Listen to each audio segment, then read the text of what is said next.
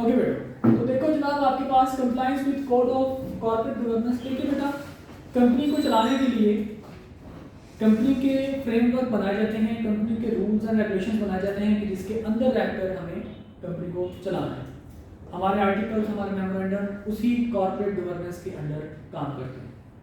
हम जब auditor appoint करते हैं तो ऑडिटर जो होता है उसने जस्ट ये वेरिफिकेशन करनी होती है कि कंपनी के जो फाइनेंशियल स्टेटमेंट्स हैं वो AFRF के तहत बने हैं कि नहीं। What is AFRF? Applicable financial reporting framework. और वो फाइनेंशियल रिपोर्टिंग फ्रेमवर्क जो है वो आपके स्टैंडर्ड्स ISAs, जिसको हम लोग इंटरनेशनल स्टैंडर्ड्स ऑन ऑडिटिंग, और कंपनी लॉ, कंपनीज एक्ट 2017 और IFRS यानी कि इंटरनेशनल फाइनेंशियल रिपोर्टिंग स्टैंडर्ड्स, इनके अकॉर्डिंग वो बनाए जाते हैं। अब कॉर्पोरेट गवर्नेंस कौन से होते हैं? कॉर्पोरेट गवर्नेंस वो होते हैं जो कंपनी के ऑल इन ऑल कंपनी को रेगुलेट करने वाले इदारे। अब कंपनी के रूल्स एंड रेगुलेशंस क्या होने चाहिए, कंपनीज के कौन सा फ्रेमवर्क होना चाहिए जिसके अंदर रहकर कंपनी को काम करना है, वो कॉर्पोरेट गवर्नेंस का काम है जो वो उसके साथ मेंशन कर देगा। और कॉर्पोरेट गवर्नेंस कौन है जनाब? आपका कमीशन SCCP ने वो सारे रूल्स एंड रेगुलेशंस बनाए हुए हैं। अगर कोई बंदा, कोई कंपनी अपने आर्टिकल्स के अंदर, अपने मेमोरेंडम के अंदर कोई ऐसी चीज लेके आ जाए कि जिसमें लिखा हो कि जनाब ये हमारा कॉर्पोरेट गवर्नेंस की हम बात को फॉलो नहीं करते, तो वो मेमोरेंडम, वो आर्टिकल खत्म होगा, गलत होगा। Got it? देखिए सबसे पहले पावर ऑफ कमीशन जनाब, कमीशन की पावर क्या है, यानी कि SCCP की पावर क्या है? जैसे मैंने आपको बताया कि कंपनीज का फ्रेमवर्क बनाना कमीशन की पावर है, क्योंकि वो कॉर्पोरेट गवर्नर होता है। देखिए यहाँ पे करें, the commission will provide for framework to ensure good corporate governance practices, compliance and matters incidental and auxiliaries for companies or class of companies in a manner as may be specified। ठीक है, वो framework बनाएंगे कि जिसके तहत तमाम companies या किसी एक स्पेसिफिक कंपनी को क्या करना है, अपने प्रोटोकॉल्स को फुलफिल करवाना, जो भी जरूरी है। auxiliaries का मतलब होता है जो लाजमी है, लाजिम मलजूम। ड्यूटी ऑफ डायरेक्टर, डायरेक्टर की ड्यूटी क्या है जनाब? जैसे मैंने आपको बताया हुआ था कि उसी कॉर्पोरेट गवर्नेंस के अंदर रहकर डायरेक्टर ने क्या करना है, अपने काम करना, कंपनी को चलाना। The above would require duty of directors to act in line with good corporate governance practices। Got it? इसके बाद जनाब आता है कि liability of directors and officers, कि डायरेक्टर और ऑफिसर की क्या ड्यूटी है। हम कहते हैं जनाब, अगर बात हमें ये भी सुनने को मिला करता था कि अब तो खैर नहीं, पहले ज़माने में ऐसे हुआ करता था जो फ्रॉडिया लोग होते थे, डायरेक्टर्स वगैरह, क्योंकि बड़े फ्रॉड डायरेक्टर से किया करते थे। डायरेक्टर वो लोग थे जो कंपनी को चलाते थे और मेंबर्स वो लोग थे जो कंपनी के मालिक थे। अब इन्होंने कहा ये कि जनाब ऑडिटर जब जैसे अपॉइंट किया गया, लॉयर, ऑडिटर, टैक्स कंसल्टेंट, कोई भी बंदा जो अपॉइंट किया जाता है कंपनी की कॉर्पोरेट गवर्नेंस को चेक करने के लिए, तो जैसे ही जनाब उन्होंने कहा कि भाई साहब ऐसा है, डायरेक्टर कहते थे कि सर आप फ्रॉड करें हमारे साथ मिलके, हमने ये चीज़ गलत लिखी है, आप इसको हाईलाइट ना करें। ऑडिटर कहता है कि भाई मसला बन जाएगा, अगर मैंने हाईलाइट ना किया तो मेरी इंटेग्रिटी के ऊपर क्वेश्चन आएगा। वो कहते हैं जनाब मैं आपसे वादा करता हूँ कि आपकी इंटेग्रिटी के ऊपर कोई क्वेश्चन नहीं आएगा। अगर आपकी इंटेग्रिटी के ऊपर क्वेश्चन आया तो आप हमारे से 1 करोड़ रुपया डैमेजेस के तौर पर लेगा। This type of contract is void. समझे बात को? कि अगर आपके पास कंपनी के डायरेक्टर्स, कंपनी के ऑफिसर्स, कंपनी के ऑडिटर्स के साथ मिलकर कोई इस तरह का कॉन्ट्रैक्ट करते हैं कि जिसमें कॉर्पोरेट गवर्नेंस की प्रैक्टिसेस की वायलेशन हो रही है और उसके बदले में ऑडिटर को कंपनसेट करने के लिए कुछ ना कुछ कंसीडरेशन पे की जा रही है, तो इस तरह के कॉन्ट्रैक्ट्स, इस तरह के एग्रीमेंट्स क्या होंगे? वॉइड होंगे। ठीक है, देखिए क्या कह रहा है जी, any provision whether contained in the articles of the company or in any contract with a company or otherwise, किस चीज के लिए, किसकी प्रोविजन, किस चीज का कॉन्ट्रैक्ट? फॉर एग्जम्प्टिंग एनी ऑफिसर और ऑडिटर, किसी भी ऑफिसर या ऑडिटर को माफ कर देना, किस चीज से? ऑफ द कंपनी फ्रॉम और इंडेमनिफाइंग हिम अगेंस्ट, उसको या तो एग्जम्पशन करार देना कि टेंशन हो, तुम्हारे पे कुछ नहीं आने देते, हम खुद फेस कर लेंगे, या उसके साथ एग्रीमेंट कर लेना कि तुम्हें कोई नुकसान हुआ तो उसकी भरपाई हम लोग करेंगे। फॉर इंडेमनिफाइंग हिम, किसके लिए? Any liability which by virtue of any law would otherwise attach to him in respect of any negligence। अगर तुमने नेग्लिजेंस शो करवाई तो उसके बदले में तुम्हें ऐसे व्यक्ति को जुर्माना देना पड़ेगा, टेंशन हो, जुर्माना मैं पे कर दूंगा। कंपनी ये कह रही है। डिफॉल्ट, ब्रीच ऑफ ड्यूटी और breach of trust of which he may be guilty in relation to the company shall be void except as specified below. अभी नीचे इसकी एक्सेप्शन, ऊपर क्या रूल बता दिया, अगर कंपनी का कोई भी बंदा उसके आर्टिकल में लिखा हो या वो किसी कंपनी जो है वो किसी बंदे के साथ कॉन्ट्रैक्ट करे अपने किसी ऑफिसर के साथ किसी ऑडिटर के साथ कि जनाब तुम ये चीज़ को इसको इग्नोर करो, तुम मैं हमारी बात को सुनो, कंपनी लोगों को छोड़ कर रहा है आप कुछ और करो, ठीक है, अपनी नेग्लिजेंस डिफॉल्ट की वजह से उसके साथ आप एग्रीमेंट कर लो कि तुम्हें एग्जाम्पशन है, तुम्हें माफी है, तुम कुछ नहीं तुम्हें होगा, जो भी मसला होगा मुझे मसला होगा, अगर तुम्हें कोई मसला होता है तुम्हें तो पेनल्टी वगैरह पे करनी पड़ती है तो पेनल्टी तुम नहीं हम पे करेंगे।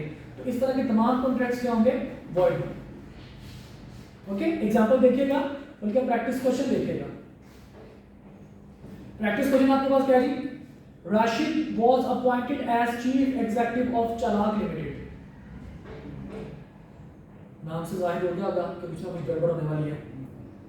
At the time of his appointment Adil, one of the major shareholders and founder member, informed him that since last 4 years CL is paying 90% cash dividend to all the shareholders. However, Adil mentioned that he did not like to pay dividend to minority shareholders and advised Rashid not to pay from this year. Directly duty क्या है जनाब, अगर कोई dividend है तो तमाम share holders को dividend provide करेगा। आदिल ने क्या कहा, उसने कहा यार 90% कैश डिविडेंड मिलता है, मुझे अच्छा नहीं लगता तुम छोटे मोटे जो शेयर होल्डर्स हैं उनको भी तुम डिविडेंड पे करो, तो मैं तुम्हें कहता हूं तुम उनको डिविडेंड पे नहीं करोगे इस साल से। ओके, तो क्या कह रहा है उसको राशिद को हकीकत में, आदिल क्या कहना चाह रहा है कि तुम अपनी ब्रीच ऑफ ड्यूटी करो, कि तुम्हारा काम क्या है डिविडेंड देना, तुम डिविडेंड ना दो किसको, जो माइनर शेयर होल्डर्स हैं। Rashid informed Adil that as per the provisions of Companies Act 2017, chief executive shall be punishable with imprisonment that may extend to 2 years and with fine which may extend to 5 million rupees if the dividend is not paid within specified time period after dividend has been declared. Rashid ने बताया भी आदिल को कि sir मसला ये है, अगर मैंने डिविडेंड ना दिया तो 2 साल तक की कैद और 50 लाख रुपए तक मुझे जुर्माना हो जाएगा अगर मैंने डिविडेंड डिक्लेयर करने के बाद ना दिया आपको डिविडेंड। आगे देखिए, Adil proposed Rashid to sign a contract with CL in which it will be clearly indicated that Rashid will be indemnified against all sort of liabilities if any imposed on him due to non-payment of dividend to the minority shareholders of CL. उन्होंने agreement कर लिया राशिद ने आदिल के साथ, आदिल ने कहा मैं agreement कर लेता हूँ कि अगर आप माइनॉरिटी शेयर होल्डर को शेयर नहीं देते और आपके ऊपर कोई भी मसले मसाइल आते हैं, कोई भी पनिशमेंट लगती है तो वो आप उससे मुबर्रा होंगे, आपको उससे एग्जम्पशन हासिल होगी। The contract was signed on 28 March 2020 between CL and Rashid. Is the contract valid? हमने क्या कहना है, हमने ऊपर रीजन लिखनी है कि any provision whether contained in the article of the company or any in any contract with the company or otherwise for exempting any officer or auditor of the company from or indemnifying him against any liability which by virtue of any law would otherwise attach to him in respect of any negligence, default, breach of duty or breach of trust of which he may be guilty in relation to the company shall be void except, ये नहीं लिखना है, ठीक, shall be void तक लिखना। तो that's why this agreement between Rashid and CL is void। इसका इतना सा आंसर नहीं है भाई, ऊपर वो सारा लिखने के बाद नीचे लिखते हैं। Got it? समझा की बात की? अच्छा, अब ये एग्जम्पशन किस चक्कर में है जनाब? एग्जम्पशन कब आपको मिलेगी? देखिए कि जनाब आपने कंपनी के साथ एग्रीमेंट भी कर लिया कि अगर कोई नुकसान हुआ कल को तो मुझे ना कहना, तो एग्जम्पशन किस चीज पे आपको मिलेगी? देखिए जी, कहता जी however a company is not prohibited from indemnifying, मतलब कंपनी indemnify करे, इजाजत है इस चीज की, किसके लिए?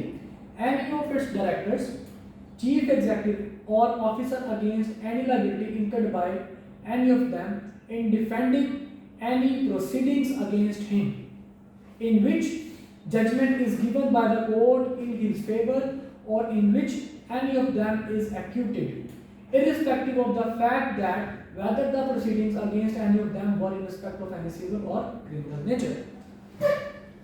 कहता जनाब कॉन्ट्रैक्ट करना वर्ड है, लेकिन अगर कंपनी के ऑफिसर ने कोई काम कर दिया जो कि कॉर्पोरेट गवर्नेंस को लगा कि गलत काम है, उन्होंने इनके खिलाफ केस फाइल कर दिया। अब उस डायरेक्टर, उस ऑडिटर या उस ऑफिसर के साथ उसके खिलाफ केस फाइल हुआ। अब वो अपने आप को डिफेंड करेगा और साबित हो गया कि जनाब उस ऑफिसर या उस डायरेक्टर या उस ऑडिटर ने किसी किस्म का कोई गलत काम नहीं किया। अब कंपनी इंडेमनिफाई करेगी किसको? उस ऑफिसर या डायरेक्टर को। मिसाल के तौर पर मैं एक कंपनी का ऑडिटर बन गया, मैंने इस कंपनी का ऑडिट करना शुरू कर दिया। मैंने ऑडिट किया, ऑडिट करने के बाद जनाब मैंने कहा जी सारा कुछ ठीक है, फाइनेंशियल स्टेटमेंट सारा कुछ ठीक है। 2 महीने के बाद जनाब पता चला कि उस कंपनी में फ्रॉड हुआ है। उस कंपनी ने कहा कि जी आपके खिलाफ हम केस करेंगे, आपने बताया नहीं कि फ्रॉड हुआ है। मैंने कहा अगर आपने मेरे खिलाफ केस फाइल किया तो मैं आपसे कंपनसेशन दूंगा, अपनी रेपुटेशन की डैमेजेस क्लेम करूंगा, आपसे याद रखिएगा। और जितना भी मेरा खर्चा लीगल प्रोसीडिंग होगा सारे का सारा खर्चा आपसे दूंगा। उसके बाद डन, उनका डन करें केस हुआ। पता चला कि ऑडिटर की ड्यूटी में ये शामिल ही नहीं है कि फ्रॉड को डिटेक्ट किया जाए। ऑडिटर का काम सिर्फ और सिर्फ फाइनेंशियल स्टेटमेंट को बताना है कि जो लिखा हुआ है ये ठीक है कि नहीं ठीक। फ्रॉड पकड़ना ऑडिटर की ड्यूटी का हिस्सा नहीं है। तो कोर्ट ने कहा जनाब मैं ऑडिटर के हक में फैसला देता हूं, ऑडिटर ने कोई गलत काम नहीं किया। अब एज पर एग्रीमेंट कंपनी को क्या करना पड़ेगा? मुझे कंपनसेट करना पड़ेगा। कहता है जिस तरह की कंपनसेशन जायज है। ओके, प्रैक्टिस क्वेश्चन देखिएगा, आपके पास प्रैक्टिस क्वेश्चन मौजूद है जी।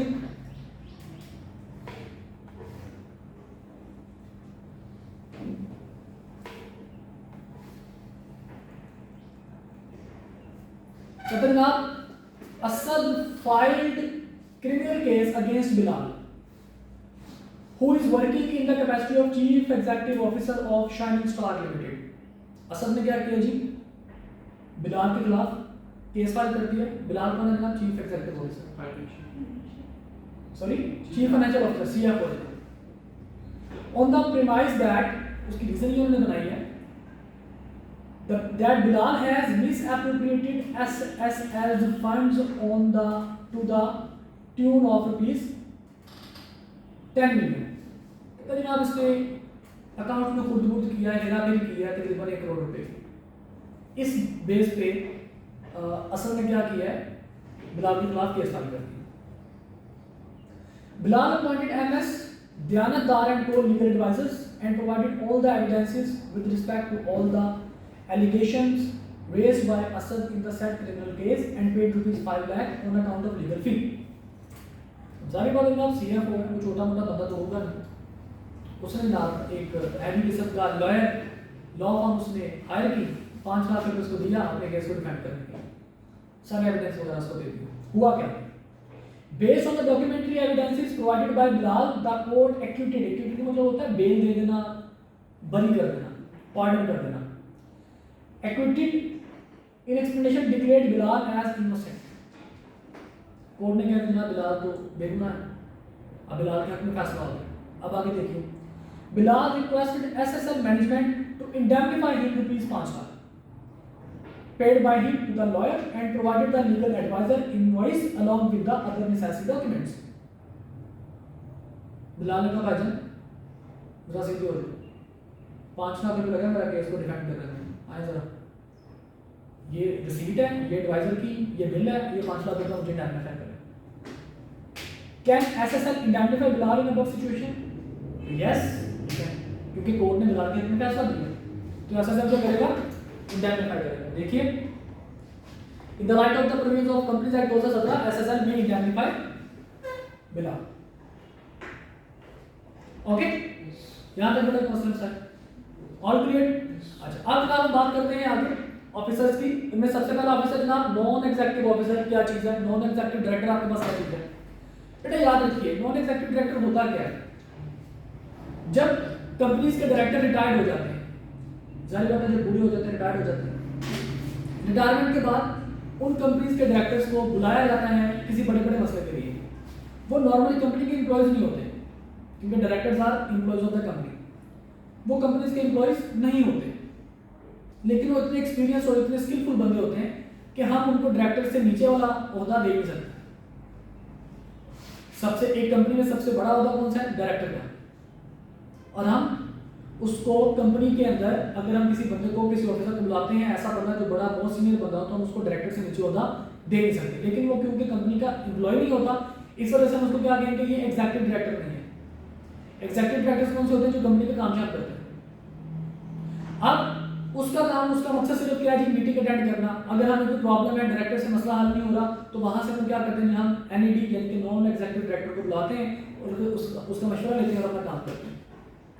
ये ऐसे ही है जैसे आपके पास आप किसी सीनियर बंदे को बुला लें। ये ऐसे ही है जैसे वजीर आजम के मुशीर हुआ करते हैं। वजीर वो बंदे होते हैं जो इलेक्टेड होते हैं, मुशीर वो बंदे होते हैं जो इलेक्टेड नहीं होते।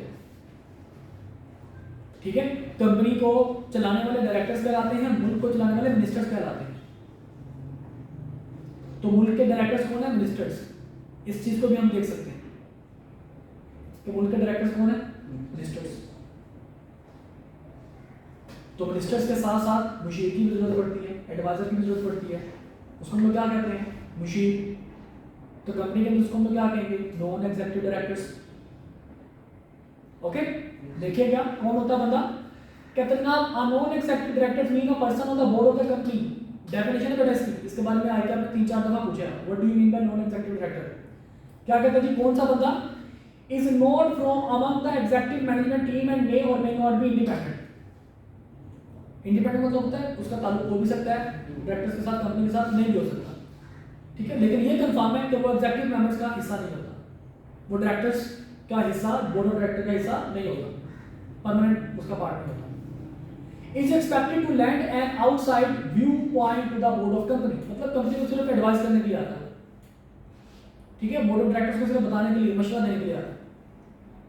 Does not undertake to devote his whole working time to the company and is not involved in managing the affairs of the company। ना ही वो अपना फुल टाइम कंपनी को देता है और ना ही कंपनी का कोई और काम करता है। Is not a beneficial owner of the company or any of its associated company or undertaking। ना ही ना कंपनी का मालिक है, कंपनी का मेंबर भी नहीं है, ना ही इसके किसी एसोसिएटेड कंपनी का मालिक है। Does not draw any remuneration from the company except the meeting fee। किसी किस्म का कंपनी से सैलरी वगैरह चार्ज नहीं करता, लेकिन अगर उसको बुलाया जाए किसी मीटिंग पे तो मीटिंग पैसे को ले सकता है। That person is called non executive director. Got it, यहां तक मसला है, कोई प्रॉब्लम। चले आगे।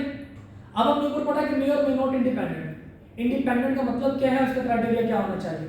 देखिए बेटा, इंडिपेंडेंट का मतलब क्या है। इंडिपेंडेंट का मतलब यह है कि ना एक डायरेक्टर, ऐसा बंदा जो कि नॉन एग्जीक्यूटिव डायरेक्टर है, उसका कोई ताल्लुक डायरेक्टली या इनडायरेक्टली कंपनी के साथ नहीं है। डायरेक्टली मतलब वो खुद कंपनी का ना तो मेंबर है ना ही कंपनी का एम्प्लॉय है, और इनडायरेक्टली मतलब ना ही उसकी स्पाउस, उसका डिपेंडेंट्स जो है वो बच्चे उसके, वो कंपनी के ना एम्प्लॉय है और ना ही उस कंपनी के ऑनर है। उसको हम लोग क्या कहेंगे, that this is called independence. ठीक है, देखिए कहते जी an independent director means a director who is not connected or does not have any other relationship whether pecuniary or otherwise, मतलब पैसों का किसी किस्म का उसका लेन देन नहीं होना चाहिए with the company, its associated company, subsidiaries, holding company or directors, and he can be reasonably perceived as being able to exercise independent business judgment without being subservient to any form of conflict of interest।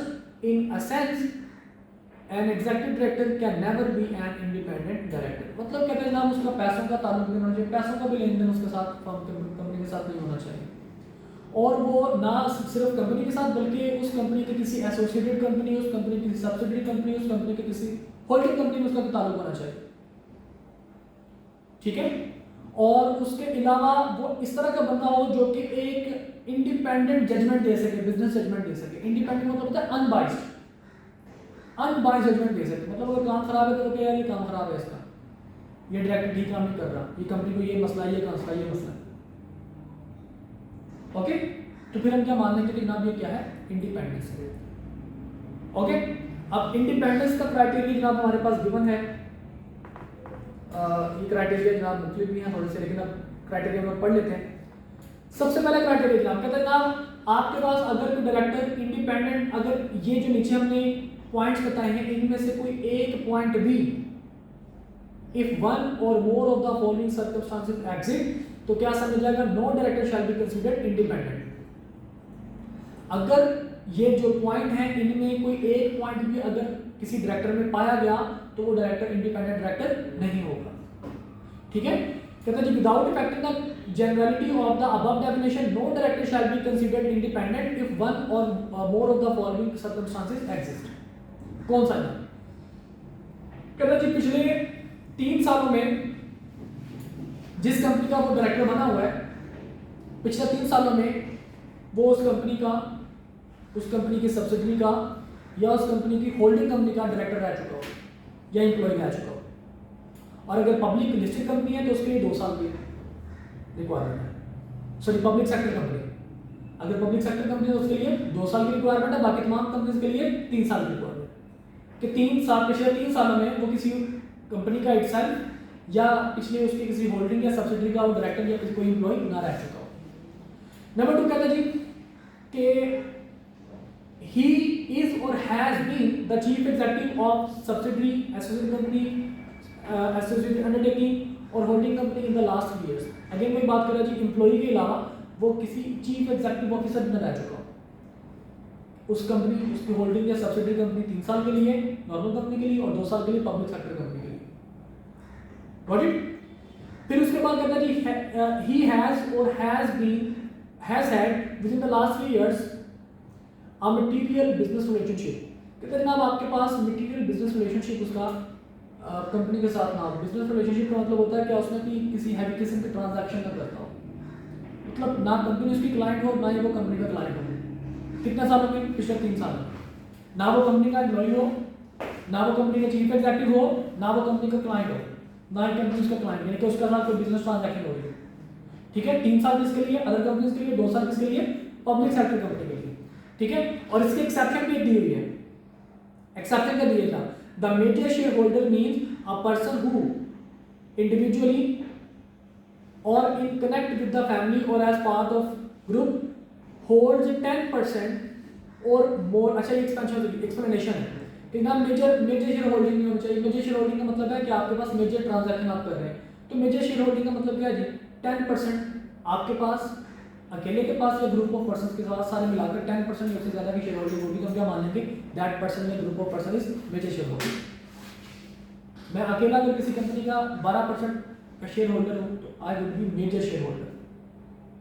ठीक है, मैं, मेरी बीवी, मेरे बच्चे, हम सब मिलाकर कंपनी के 11% शेयर होल्ड कर रहे हैं। इसका मतलब क्या हुआ कि हम सब कलेक्टिवली क्या है? Major share holder. ओके, इसके बाद कहते हैं आप पिछले 3 सालों में उसने किसी किस्म का कोई रेम्यूनरेशन ना ली हो, मतलब he has received remuneration in the 3 years preceding his or her appointment as a director or receives additional remuneration excluding the retirement benefits from the company apart from a director's fee or has participated in the company's stock option or a performance related by scheme। कहते हैं कि company पिछले 3 सालों से वो company से कुछ पैसे ना ले, कोई सैलरी ना ले रहा। अगर ले रहा तो इंडिपेंडेंट नहीं होगा, अगर नहीं ले रहा तो इंडिपेंडेंट होगा। ठीक है, अगर वो बंदा पिछले 3 सालों से कंपनी से पैसे सैलरी वगैरह ले रहा है, रेम्यूनरेशन चार्ज कर रहा है, तो वो इंडिपेंडेंट नहीं होगा। लेकिन अगर पिछले 3 सालों में उसको जो पैसे मिल रहे हैं वो रिटायरमेंट बेनिफिट है, मिसाल के तौर पर पेंशन मिल रही है या ग्रेजुटी उसको मिली है पिछले 3 सालों में, तो रिटायरमेंट बेनिफिट पे आता है, तो तब वो उसकी खैर है, उसका मसला नहीं, मतलब सैलरी ना ले रहा हो। Got it? सैलरी ले रहा है तो फिर को पता क्या होगा? इंडिपेंडेंट नहीं होगा। इसके बाद कहता जी he is a close relative of the company's promoters, director और major shareholder।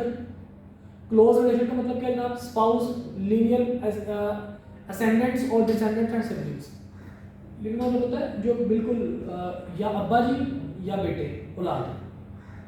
ठीक है, कहते हैं जनाब आपके पास क्लोज रिलेशन का मतलब यानी कि कंपनी के डायरेक्टर के साथ या कंपनी के प्रमोटर्स के साथ, सब्सक्राइबर्स के साथ किसी किस्म का उसका डायरेक्ट रिलेशन होना चाहिए, क्लोज उसका रिलेशन होना चाहिए। ओके, उसके बाद ये कहता है जी he holds cross directorship or has significant links with other directors through involvement in other companies or bodies not being in the associations licensed as not for profit। कहते हैं जनाब आपके पास अगर क्रॉस रिलेशन का मतलब होता है कि मैं उस कंपनी का डायरेक्टर नहीं हूँ, लेकिन मैं किसी और कंपनी का डायरेक्टर हूँ और दूसरी कंपनी का डायरेक्टर मेरा दोस्त है। या कहता जी अगर मैं नॉन प्रॉफिट ऑर्गेनाइजेशन हूँ, मतलब कोई एनपीओ हूँ, मैं उसका ट्रस्टी हूँ और एक कंपनी का डायरेक्टर हूँ। अब यहाँ मसला आ जाएगा कि एक एनपीओ का मैं ट्रस्टी हूँ और दूसरी कंपनी का मैं क्या हूँ, डायरेक्टर हूँ, तो यहाँ भी प्रॉब्लम है, क्लैश आ जाएगा। तो जी यहाँ पर भी ऐसा नहीं होना चाहिए। दोबारा सुन लीजिए, ही holds cross directorship. Cross directorship मतलब एक कंपनी का डायरेक्टर दूसरी कंपनी का डायरेक्टर। अब हालांकि एक एनपीओ का डायरेक्टर नॉन प्रॉफिट ऑर्गेनाइजेशन का ट्रस्टी और दूसरी कंपनी का डायरेक्टर, ये क्रॉस डायरेक्टरशिप है। He holds cross directorship or has significant links with other directors through involvement in other companies or bodies not being the association licensed as not for profit. Not being the association licensed as not for profit मतलब यह है कि ना इसके अलावा जी इसके अलावा आपके पास होना चाहिए। मिसाल के तौर पर मैं जैसे बताया कि मैं एक कंपनी का डायरेक्टर हूँ, हम एक जगह पे जाते हैं जैसे आईकैप है। अब आईकैप हाउस के अंदर मैं भी आईकैप के मेंबर हूँ, एक और मेरा दोस्त वो भी आईकैप का मेंबर है, एक और तीसरा लड़का वो भी आईकैप का मेंबर है। हम आईकैप में इकट्ठे होते हैं सारे, लेकिन वो एक कंपनी का डायरेक्टर है, मैं दूसरी कंपनी का डायरेक्टर हूँ। अब यहाँ पे हमारे मेरे लिंक हैं कंपनी के डायरेक्टर्स के साथ। तो कहते हैं अगर आपके लिंक्स भी इस तरह के हैं ना कि आपके मतलब बड़े स्ट्रॉन्ग लिंक है, मतलब आपके लिंक सिर्फ इस वजह से हैं कि वो कंपनी के डायरेक्टर है, इस वजह से नहीं कि आप किसी नॉन प्रॉफिट ऑर्गेनाइजेशन के उसकी बेस पे आपके लिंक बने हुए। आईकैप क्या है जी बेटा? नॉन प्रॉफिट ऑर्गेनाइजेशन, ठीक है।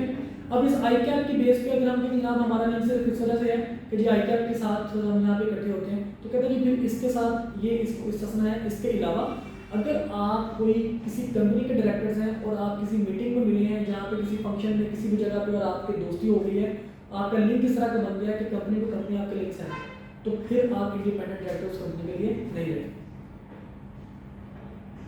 ओके, इसके बाद कहते हैं आपके पास he has served on the board for more than 3 consecutive terms, 2 consecutive terms in case of public sector company from the date of his first appointment. However, such person shall be deemed independent director after lapse of 1 term. मतलब consecutively 3 terms के लिए वो director appoint किया गया। अब वो बंदा क्या होगा? कंपनी का डायरेक्टर, इंडिपेंडेंट नहीं होगा, ठीक है। लेकिन अगर वो 2 टर्म्स के बाद 1 साल गैप दे दे, तीसरी टर्म में फिर आ जाए, यानी कि 1 साल गैप देने के बाद फिर आगे दोबारा आ जाए, तो फिर भी वो इंडिपेंडेंट कंसीडर किया जाएगा। कंसेक्टिवली 3 नहीं होने चाहिए। ओके, और उसके बाद कहते हैं आप person nominated as a director by criteria government or body corporate, और जो नॉमिनेट डायरेक्टर होता है, नॉमिनेट डायरेक्टर भी कभी भी इंडिपेंडेंट डायरेक्टर नहीं होता। Further N independent director in case of public sector company shall not be in service of Pakistan or of any statutory body or any body or institution owned or controlled by the government।